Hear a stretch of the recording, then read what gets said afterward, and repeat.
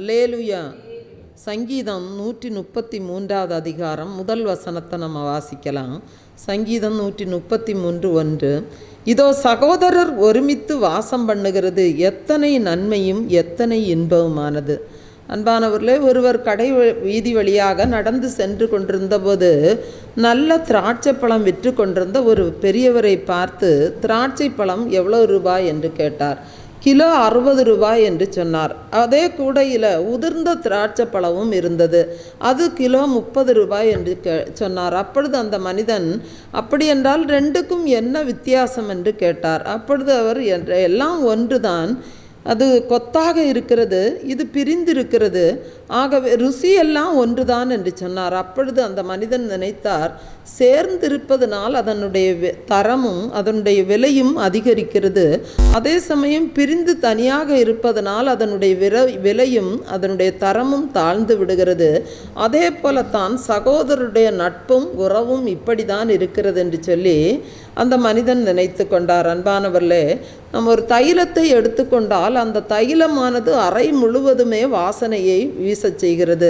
அதே மாதிரி பனியானது வறண்ட நிலத்தையே அது ஈரமாக்குகிறது. அதே போல் நாம் கிறிஸ்துவோடு கூட நாம் ஐக்கியப்பட்டு இருப்போமானால் அவர் தனிமையானவர்களே அவர் ஏற்றுக்கொண்டு பல நன்மையும் இன்பவுமான பல நன்மையான காரியங்களை தேவன் நமக்கு அளிக்கிறார்.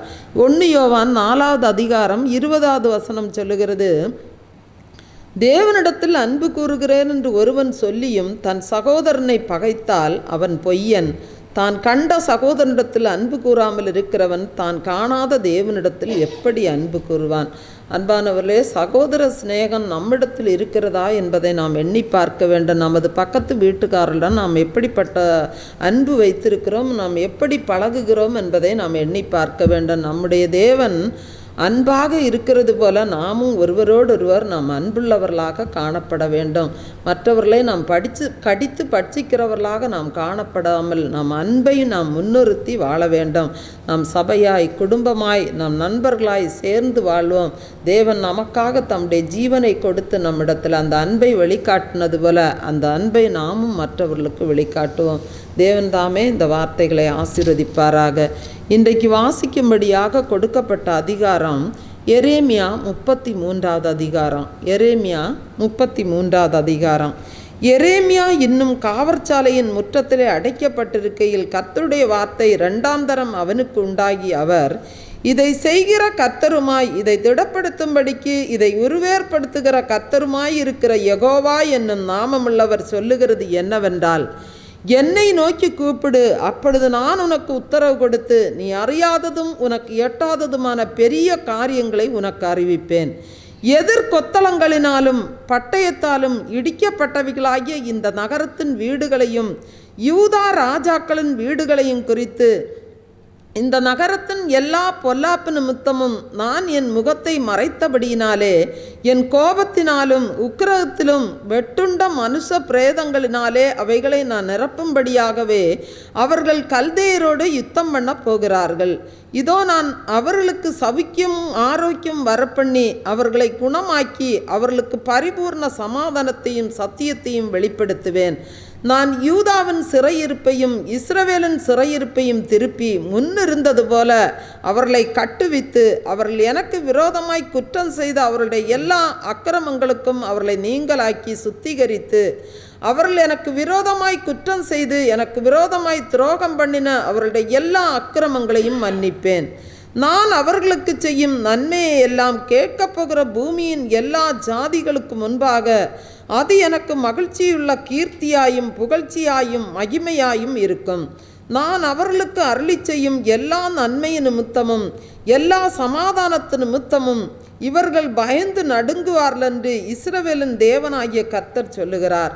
மனுஷன் இல்லாமலும் மிருகம் இல்லாமலும் அவாந்தர வழியாய் கிடக்கிறதென்று நீங்கள் சொல்லுகிற இவ்விடத்திலும் யூதாவின் பட்டணங்களிலும் மனுஷனாவது மிருகமாவது இல்லாத பாழான எருசலேமின் வீதிகளிலும் இன்னும் களிப்பின் சத்தமும் மகிழ்ச்சியின் சத்தமும் மணவாளனின் சத்தமும் மணவாட்டியின் சத்தமும் சேனைகளின் கர்த்தரை துதியுங்கள், கர்த்தர் நல்லவர், அவர் கிருபை என்றும் உள்ளதென்று சொல்லுகிறவர்களின் சத்தமும் கர்த்தருடைய ஆலயத்துக்கு ஸ்தோத்திர பலிகளை கொண்டு வருகிறவரின் சத்தமும் கேட்கப்படும் என்று கர்த்தர் சொல்லுகிறார். அவர்கள் முன்னிருந்தது போல் இருக்கும்படி தேசத்தின் சிறையிருப்பை திருப்புவேன் என்று கர்த்தர் சொல்லுகிறார். மனுஷனும் மிருகமும் இல்லாமல் அவாந்தர வழியாய் கிடக்கிற இவ்விடத்திலும் இதற்கு அடுத்த பட்டணங்களிலும் ஆட்டு மந்தையை மேய்த்து மடக்குகிற மேய்ப்பர்களின் தாபரங்கள் உண்டாயிருக்கும் என்று சேனைகளின் கர்த்தர் சொல்லுகிறார். மலை தேசமான பட்டணங்களிலும் பள்ளத்தாக்குகளான பட்டணங்களிலும் தென்திசை பட்டணங்களிலும் பென்யமீன் நாட்டிலும் எருசலேமின் சுற்றுப்புறங்களிலும் யூதாவின் பட்டணங்களிலும் ஆட்டு மந்தைகள் தங்களை தொகையிடுகிறவனுடைய கைக்குள்ளாக கடந்து வரும் என்று கர்த்தர் சொல்லுகிறார். இதோ நாட்கள் வரும் என்று கர்த்தர் சொல்லுகிறார். அப்பொழுது நான் இஸ்ரவேலின் குடும்பத்துக்கும் யூதாவின் குடும்பத்துக்கும் சொன்ன நல்வார்த்தையை நிறைவேற்றுவேன். அந்நாட்களிலும் அக்காலத்திலும் தாவீதுக்கு நீதியுள்ள கிளையை முளைக்க பண்ணுவேன். அவர் பூமியில நியாயத்தையும் நீதியை நடப்பிப்பார்.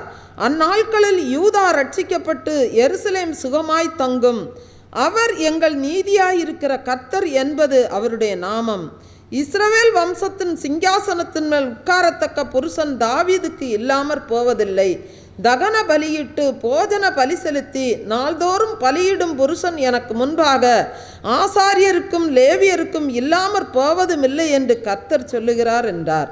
பின்னும் எரேமியாவுக்கு கர்த்தருடைய வார்த்தை உண்டாகி அவர், குறித்த நேரங்களில் பகற்காலமும் ராக்காலமும் உண்டாகாதபடிக்கு நீங்கள் பகற்காலத்தை குறித்து நான் பண்ணின உடன்படிக்கையும் ராக்காலத்தை குறித்து நான் பண்ணின உடன்படிக்கையும் அவமாக்கினால், அப்பொழுது என் தாசனாகிய தாவீதோடு நான் பண்ணின உடன்படிக்கையும் அவன் சிங்காசனத்தில் அரசாளும் குமாரன் அவனுக்கு இல்லாமற் போகும்படியாக அவமாகும்.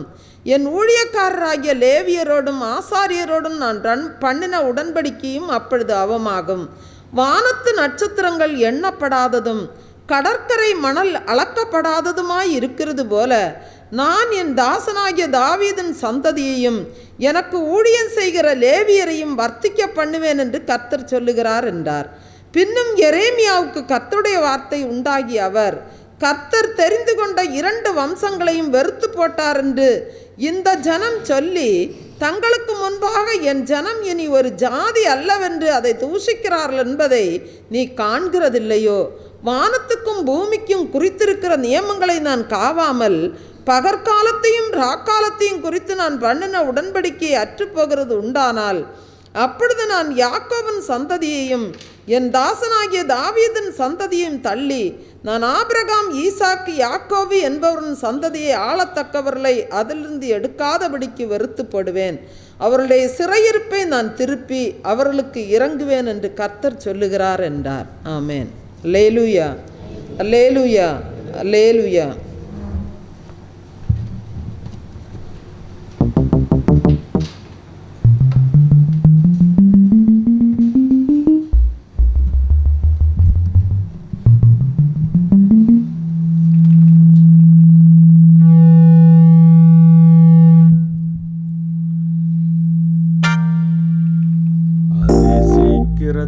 நீங்கிவிடும் இந்த லேசான உபத்திரவம், அதிசீக்கிரத்தில் நீங்கிவிடும் இந்த லேசான உபத்திரவம்.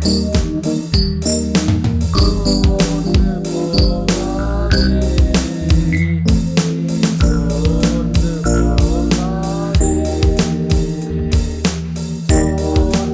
போகாதே,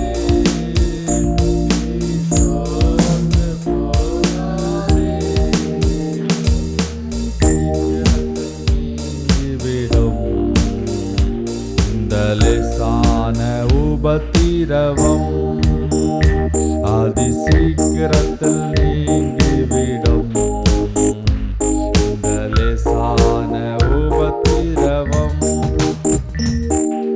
உள்ளார்ந்த மனிதன் நாளுக்கு நாள் புதிதாக்கப்படுகின்ற நேரம் இது.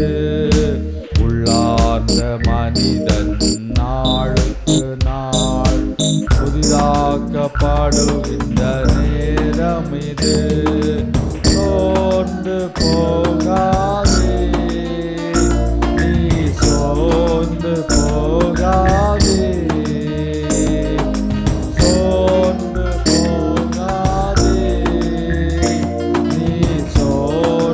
போகாதே, அது சீக்கிரத்தில் நீங்கிவிடும். இந்த லேசான உபத்திரவம் சீக்கிரத்தில் நீங்கிவிடும். லேசான உபத்திரவம் ஈடு இணையில்லா மகிமை. இந்த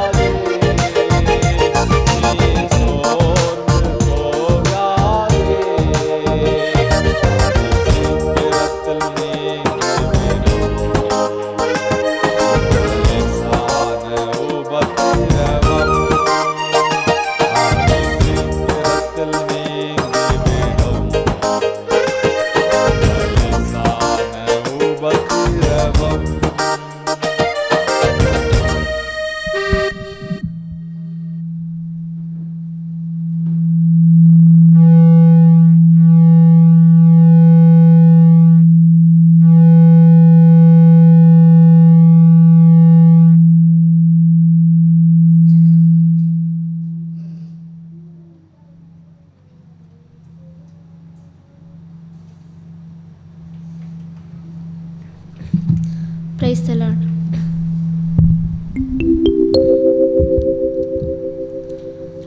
உம்மை விட்டா யாரும் இல்லை ஏசையா,